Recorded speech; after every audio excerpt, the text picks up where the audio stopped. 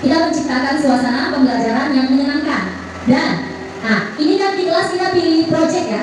Kita sudah menentukan tema. Sekarang, topik umumnya kemarin apa Kak Sumarga? Lihat sampah, ambil, kreasikan. Nah, itu topik umumnya.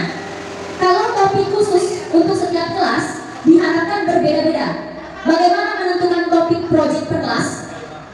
Siapa yang menentukan? Yang menentukan bukan guru. Yang menentukan adalah peserta didik. Jadi biarkan peserta didik kita mengemukakan apa yang ada di pikirannya. Jadi kita pancing, anak-anak, ayo anak-anak, untuk proyek kita itu temanya seperti ini. Kira-kira topik apa ya? Apa yang kalian mau? Apa yang bisa kalian lakukan? Seperti itu. Jadi topik untuk proyek anak-anak yang menentukan, bukan guru ya. Lanjut. Dalam kurikulum Merdeka tidak ada namanya mengejar ketuntasan semua materi dalam buku. Dalam kurikulum 2013, misalnya kelas tinggi itu ada 9 tema.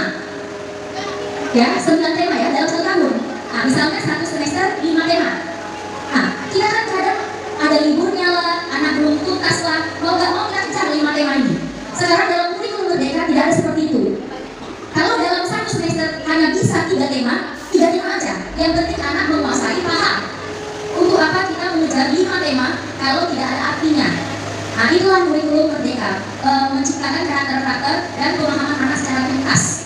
Ya Bapak Ibu ya, yang untuk kurikulum 2013, nanti di kurikulum Merdeka tidak ada namanya kita mengejar materi.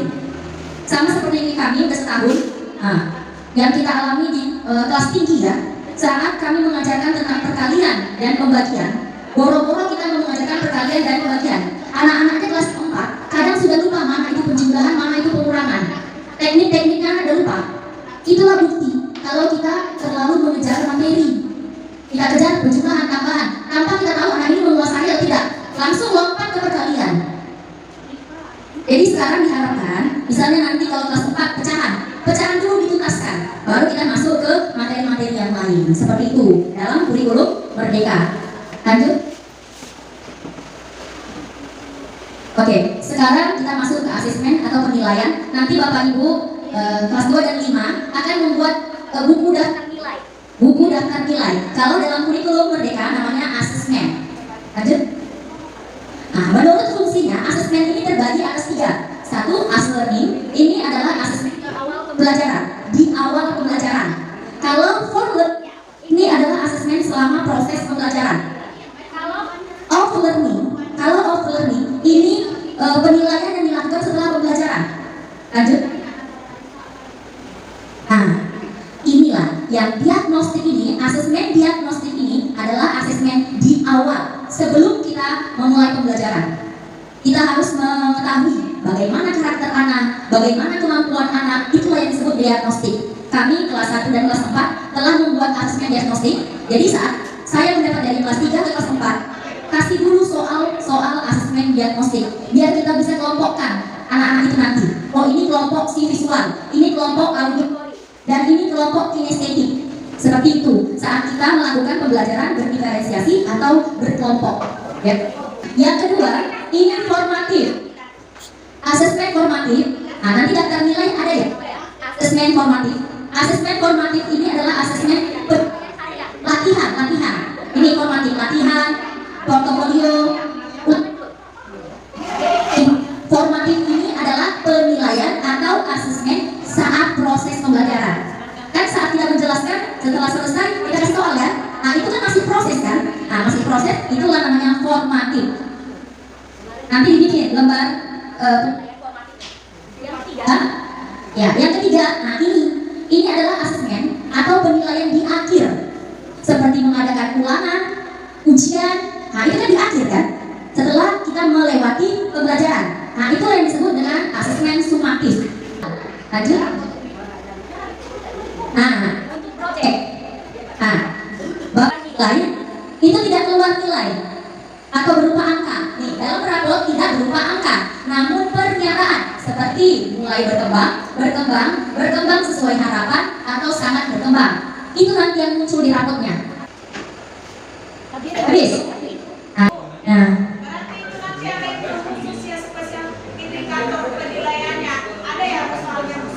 Tidak, itu secara umum. Seharusnya memang ada. Itu diciptakan masing-masing. Itu tugas masing-masing. Iya, asesmen itu tugas masing-masing. Seharusnya memang ada di sekolah. Nggak ada, kami nggak ada. Itu soalnya buatnya sendiri pakai ini, pakai apa kemarin kita buat? Berat itu karena kan, tapi kurang efektif. Kalau bisa langsung aja anak-anak. Iya, orang tuanya yang ngerjain. Jadi kita tahu karakter orang tuanya bukan anaknya. Nah seperti itu. Terus yang kelas 1 sama yang kelas 4 beda ya asesmennya ya. Yang lebih banyak gambar lah kalau bisa di asesmen kelas 1 kelas 2. Iya, seperti itu. Lanjut, Bu Berlian bertanya. Rapot kemarin belum sempurna Ibu Kes. Di situ kan di proyek itu kita kemarin sudah pilih untuk kelas 4 3 dimensi. Proyek profil pelajar Pancasilanya. Tapi kan yang muncul cuma 1 kan. Terus untuk susunannya juga ngacak. Seharusnya yang proyek pertama jadi kedua, yang kedua jadi pertama. Nah, jadi nanti untuk Bonikes ditambahkan lagi. Terus kami mau dimensi. Untuk yang tahun ini dimensinya mau kami masukkan sesuai yang kami mau. Seandainya kelas 1 dimensinya mau 5, berarti di proyeknya itu dimensinya 5. Kayak kemarin kita cuma umum karena takut gak selesai, 1 aja udah subur kan. Nah, kita masukkan 1 gitu. Padahal kelas 5 itu kelas 1 minta 5, kelas 4 3 ya, 3 tuh. Untuk kita buat proyek pindah. Jadi bicara kalau ya sekarang itu memegang musik jantungnya itu dapur itu. Kalau dia kuat asal.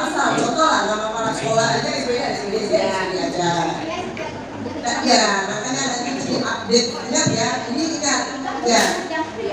NS ini siswa. Jadi catatan NS ya.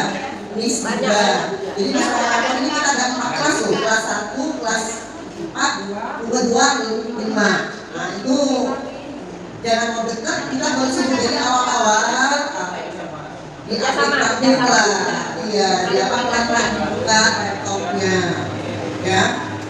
Oke, lanjut. Baik Bapak Ibu, jika tidak lagi yang bertanya, ya kita pergi Bu. Baik. Demikian penjelasan saya tentang teknik fasilitasi sama asesmen. Kiranya dapat dipahami. Lebih dan kurangnya saya mohon maaf. Terima kasih dan selamat siang.